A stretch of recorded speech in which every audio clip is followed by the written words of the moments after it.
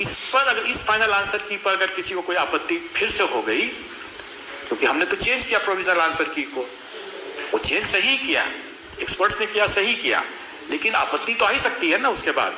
तो इस आपत्ति का हम लोगों ने मौका नहीं दिया लोगों को देखने का या उसका निराकरण करने का, उनको समझाने का, और रिजल्ट निकल गया। उसी में हम लोगों ने यह परिवर्तन किया कि अब हमारा जो first objection. Good morning all of you. Mathematics मंथन में आपका हार्दिक स्वागत है। आज हम लोग देखेंगे कि अतुल सर का जो बयान आया है बीपीएससी टीआरई शिक्षक भर्ती को का जो रिजल्ट था उसको लेकर, तो उसमें ये बताया गया है कि रिजल्ट जो है उसको आने की संभावना जो थी उसका डेट डेली एक्सटेंड कर रहा था, तो इसलिए वो प्रेस कॉन्फ्रेंस करके वो बताए हैं कि रिजल्ट आने की संभावना कितनी हो सकती है, 2 दिनों के बाद होगी या 3 दिनों की बाद होगी। उसके लिए हम आपको एक वीडियो का क्लिप दिखाएंगे, उनका जो प्रेस कॉन्फ्रेंस का है वो। इससे पहले हम लोग ये चर्चा करेंगे कि जो फाइनल आंसर की जो जारी हुआ है उसमें बहुत सारे बच्चों का नंबर कमा है और बहुत सारे बच्चों का नंबर बढ़ा भी है, और कुछ बच्चों का जो है स्थिर भी रहा है, मतलब ना ही उनका नंबर बढ़ा है और ना ही उनका नंबर घटा है। उससे हताश नहीं होना है।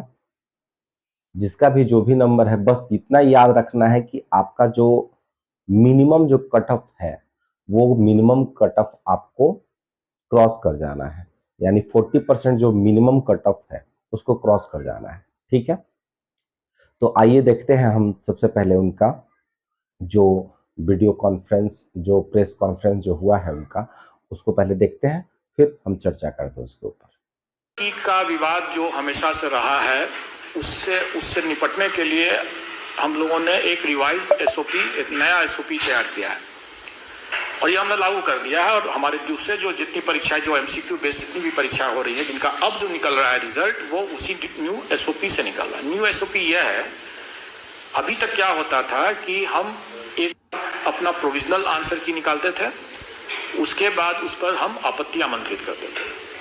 आपत्ति आए उसका निराकरण किए एक्सपर्ट्स लोग, और जो फाइनल आंसर की हुआ वो फाइनल रिजल्ट के साथ साथ फाइनल आंसर की आ गया, निकल गया, प्रकाशित हो गया।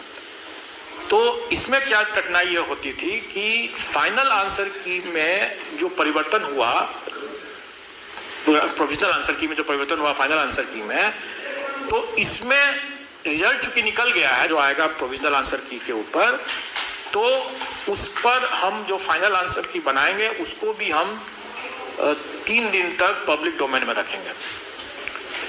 और उसमें भी अगर किसी को कोई आपत्ति अगर आता है तो उस पर हम एक्सपर्ट्स और कैंडिडेट्स जो ऑब्जेक्शन करने वाले जो है आपत्तिकर्ता, उनका हम बैठक कराएंगे, डिस्कशन कराएंगे, और उसके बाद जो आंसर निकलेगा वही आंसर की जाएगा, वही फाइनल होगा।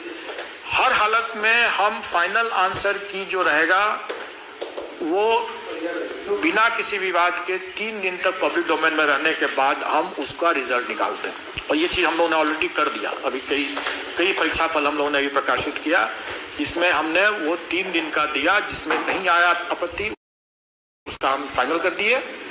तो ये परिवर्तन हमने इसलिए किया कि लोग अनावश्यक उसमें विवाद हो जाता है, और कुछ नहीं है।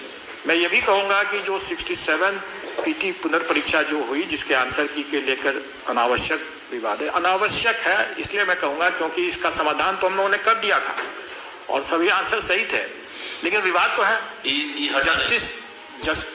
जस्टिस जो है, जैसे न्याय सिर्फ होना ही नहीं है, न्याय दिखना भी चाहिए कि हो रहा है।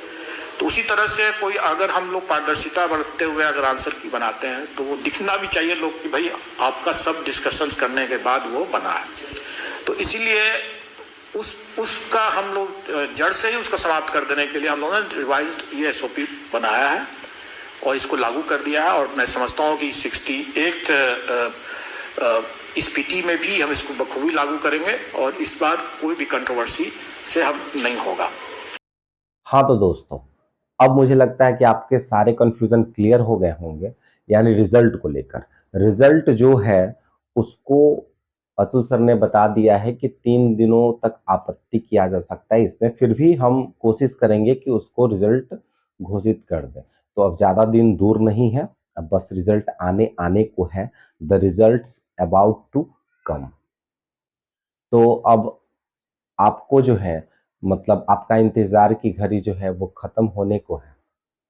तो अब आप लोग इस वर्ष में ही लगता है कि अपने-अपने स्कूल में जॉइन कर लीजिएगा।